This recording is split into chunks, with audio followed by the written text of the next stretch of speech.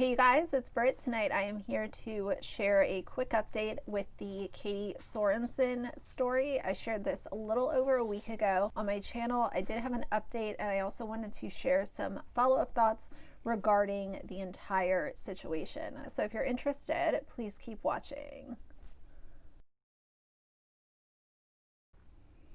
Alright you guys, so tonight I wanted to share this little update and I also had some follow-up thoughts about this.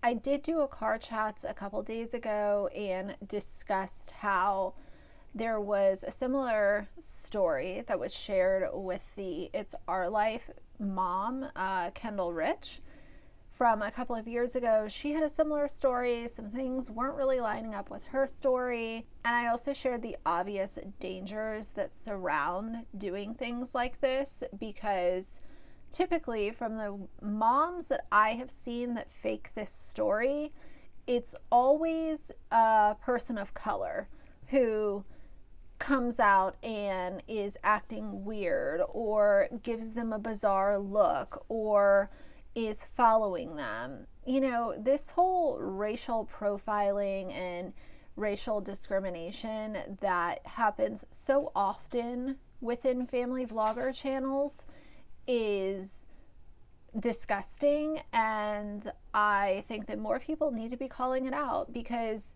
in this country, the way that people of color are grossly disrespected by just everyday people, but on top of it, how they have to be scared for their lives when they are in the custody of law enforcement.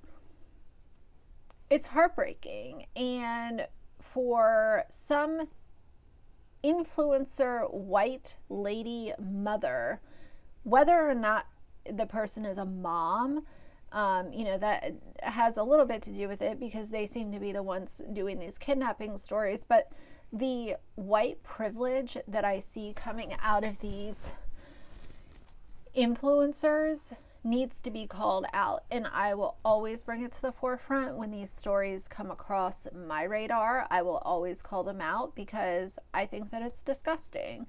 It is really sad to me that, you know, if you're a man or a woman, but specifically a man, and you are Black or Latino specifically, and you see an influencer mom with a camera out, you can't look her direction, or you might be arrested or shown on the family's channel and be called a creep. What if your employer sees that? What if your neighbor sees that? What if a member of your family sees that? Like, there are so many implications that can happen, and it's such a domino effect. But all that these moms care about, as we all know, is content, views, clickbait titles. The crazier, the better, because that's all they care about is content at the end of the day. No matter how it's created, give them content that's going to make them views and money, and they're happy at the end of the day. It's gross. So this article came out on People 5 days ago. And it says, law enforcement officials in California have launched an investigation into an aspiring mom influencer who reported an attempted child abduction to police and claimed on social media that her children were the targets of an attempted kidnap. And I like how they put aspiring in there. First of all, nobody should aspire to be an influencer. That's pretty low standards if you ask me. But this was clearly done to drive traffic to her Instagram page. I don't know for sure if she had a YouTube channel or if her content was strictly on Instagram. Doesn't really matter now because she has no future on social media. It's like what I said in the other video that I did. To come up with this crazy story and know that it's all lies. For what? So that you can sell people your little CBD products and your little peppermint essential oil? That to me is negligent, and it's really just showing how ignorant and dangerous some people can be. The Petaluma Police Department said in a recent statement that they are now investigating the woman and whether this incident was potentially falsely reported after she released on social media information that was not disclosed with her original report. And that's what I always say. When you're lying, it's hard to keep up with your lies. If you're a liar, it's eventually going to come out. If you are upfront and honest with your audience, you don't have to worry about lying down the road and then people calling into question a story that you told a month ago or last week, because you're being upfront and honest. Do details change? Sure. There are stories that I can tell you guys where I might miss one little detail and then I'll remember it a month later. But all in all, if you're being honest, your lies are not going to catch up with you because you're not telling them in the first place. I think that some people they get so desperate to have some sort of internet fame. Instead of trusting the process, I did a video too about things you should know before you start a YouTube channel, coming from someone that's a small creator like myself. And one of the big things that I wanted to make clear in that video was you have to love the process. Because if you're coming to YouTube or Instagram and you're wanting to just put out a couple of videos and you're expecting to go viral and build a core audience that's going to follow you and all of, that's just not the way this works. And if you don't love the struggle, then you're not going to know how to love the success when it comes. Because I can tell you guys right now, if I would have had one video go viral and had 6,000 subscribers all over the course of a week or two, I wouldn't have known what to do with that. I love where I am now because I also loved going through the period of time where my videos would get 25 views. And I remember a point in time last year where if my video hit 50 views, that was a good day for me. And I loved both sides of it. That might be hard for some people to believe, but I did. I loved both sides of it. And I love the place where I am now. And I love the fact that I have my core audience. That's awesome that no matter what I feel like talking about that day, I know that people want to listen to it. And it's because I've built that really transparent relationship with my subscribers where they know that I'm not lying or stretching the truth just to drive traffic to my channel. I am who I am. I'm talking about what I'm talking about, and it's not some sort of deep sea diving scavenger hunt to figure out how I can lure people to my channel. You either like me or you don't, and it's all good either way. According to the police, the woman reported what she described as suspicious behavior from a man and a woman toward her children in the parking lot of a local Michael's craft store on December 7th.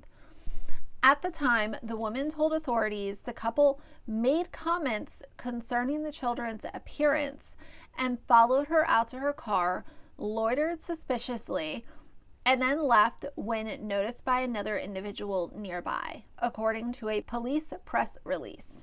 And we already talked about that. I immediately had questions about how could they see so many details of her son's appearance if the cover was on the stroller. There were just a lot of questions that I had, but I will link that other video down below if you guys want to watch it.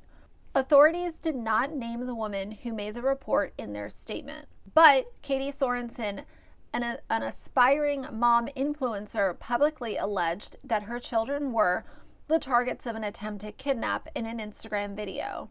Sorensen also made allegations to local station KTVU. Shared on her now deleted Instagram account, Motherhood Essentials, The video was viewed over 4 million times before it was deleted. Police have said the social media post contained information that was not in the initial report, but they have not specified what information that was. And if you're going to be super detailed, you would think that those details would be given to the police and not your Instagram following. We had a couple of people in Michael's that were looking at her, maybe because she had, her phone filming herself. I don't know what she was doing. But guess what? People are allowed to look at you. People look at me all the time when I'm in the store. Sometimes I wonder what they're looking at, or like, why are they looking at me? Do they know me from YouTube? Like, I don't get recognized. Like, I've never been recognized, but you never know. You never know why someone's looking at you. Maybe they like your haircut. Maybe they like the stroller that you were using. People are allowed to look at you. Now, is there a line that can be crossed? Absolutely. But just because someone's looking at you in the store does not mean that they want to do harm to you or do harm to your children. In the now viral clip, which was copied and reposted by some users before it was deleted, Sorensen alleged that she was followed by a man and a woman while shopping with her children, claiming that they made comments about her kids before attempting to approach them in the parking lot, NBC News reported. Sorensen also reportedly claimed in the video that the man tried to reach into her stroller before she screamed for help. I saw these people, they didn't look necessarily clean cut. Sorensen later told KTVU, I felt uncomfortable around them, and instead of making them uncomfortable with my discomfort, I chose to remain in my discomfort. Petaluma police re-interviewed Sorensen after her video went viral, and authorities said in a December 17th press release that she was definitive that the couple approached her children's stroller and that the male reached for it. She stated she would testify to that fact and that she wanted the couple prosecuted. But initially she said she didn't want a police report filed. So I don't understand, now she probably feels like she's in the hot seat. But that's wrong. That's wrong. Like, that's all around wrong. According to authorities, they were able to identify the couple after reviewing images from the store's security camera, and the pair promptly responded, agreed to be interviewed, and have fully cooperated with the investigation. While acknowledging that they had shopped at Michael's and were the couple shown in the photograph, they denied the allegations being made against them by the reporting party. To date, the investigation has produced no evidence or witnesses corroborating the account provided by the reporting party. Evidence gathered has served to support the account provided by the couple from the store. And where's that eyewitness that was in the parking lot that saw the whole thing happen? Remember the 80-year-old grandpa who was there with his caretaker? Where are they? While the kidnapping investigation is closed, the investigation about a potential false police report remains active and ongoing. On December 18th, the couple identified themselves in a press conference as Sadie and Eddie Martinez and publicly addressed Sorensen's allegations. They said, I couldn't believe it. It's like we're literally guilty of being brown while shopping, said Sadie Martinez, who was at Michael's with her husband shopping for Christmas decorations. Sadie Martinez's daughter, Isaiah, I hope I'm saying that right, Gonzalez told BuzzFeed that her mother and stepfather are of Latino descent, and she questioned if Sorensen sincerely misconstrued this brown couple innocently shopping at a craft store and discussing their own grandchildren as an activity that was somehow threatening to her family. Gonzalez also said that her stepdad was wearing a Black Lives Matter hoodie at the time of the incident. That I didn't know until just now. That's very, very, very interesting to me. A lot of these family vloggers, I'm just going to call it how I see it. I think that there is a lot of the R word that runs rampant with these privileged white family vloggers. I just think that there is. For all of this to be sort of unraveling now, knowing that This was a Latino couple. You know, he's wearing a Black Lives Matter hoodie. They might have looked at her. Maybe they were looking, like I said, maybe they were looking at the stroller. They have grandchildren of their own. Maybe they were wanting to buy, you know, their child a new stroller for the grandkids. Like, people are allowed to look at you. That's like what I said. Is there a line of it being a little bit weird? And if you're being followed in the store, I don't think that that's okay. But if you're standing in the same aisle as someone and they're looking at you, I don't know what to tell you. Like, people are allowed to look at each other. Maybe the wife was looking at the mom's jacket or her stupid gray hat that she had on. Like, lady, people are allowed to look at you. It goes on to say, it's no surprise that this year has been one of turmoil for everyone, given the Black Lives Matter movement calls for police reform, the election, etc.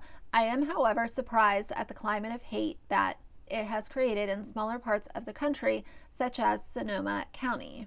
Authorities have not said if they will be pursuing charges against Sorensen, though Petaluma Police Department Chief Ken Savano said in a statement on December 18th, if evidence of a racially motivated hate crime is found to have occurred, we will seek prosecution to the fullest extent under the law. Additionally, we will also seek prosecution to the fullest extent of the law if at any time during our investigation we find evidence of a person knowingly and intentionally making a false report of a crime. And that's the end of the article. I don't see how this isn't going to end up with her being charged based on everything that I've seen from, you know, the day that this kind of hit the press through now. It's pretty clear that she did make a false report. I have to be honest with you guys, like, there is a sense of nausea that comes over me when I think of this entitled white mommy vlogger going into Michael's, roaming around the store, doing what she needs to do, running into this couple, this Latino couple, receiving a look from them that she deemed creepy or weird or whatever the hell she was trying to, you know, say with that, and all of this unfolding. And then saying she didn't want to file charges. Now she says that she does. Like, there's so many things that are just like a hodgepodge of mess in this whole story. If, you know, the police chief said clearly they're going to press charges as long as they have grounds to, which I think that they will, obviously. If they were going to let this just be brushed under the rug, I can tell you that there would be hell to pay for that police department allowing this to just be ignored. I think that we're at a point where you can no longer just allow people with privilege to act like assholes. We're past that point. You know, just because you're white, you cannot, you just can't do this. And, you know, it was never okay. It wasn't okay 5 years ago. It wasn't okay 50 years ago. It wasn't okay 5 years ago. It wasn't okay 5 days ago. But I do think that we're at the point where there are enough people standing up and saying, no, this is wrong. And we're not going to just be quiet about things anymore. And I think it's a beautiful thing to see. Katie Sorensen, you done fucked up, lady. Like, to think of all of this just because she wanted to gain some followers for her social media platform. And I don't care if it was Instagram, TikTok, YouTube. To lie is one thing, but to lie on someone else who is innocent is the lowest of low. Katie Sorensen, you are a scumbag, and I hope that you disappear from the internet forever. But more importantly, I hope that the justice system works for once in a blue moon. And I hope that things fall where they should. She needs to be held responsible. So anyway, I did want to share this little update with you guys. If you like the video, please leave a like and a comment. And if you'd like to see more from me in the future, please subscribe. I'll see you guys soon. Bye.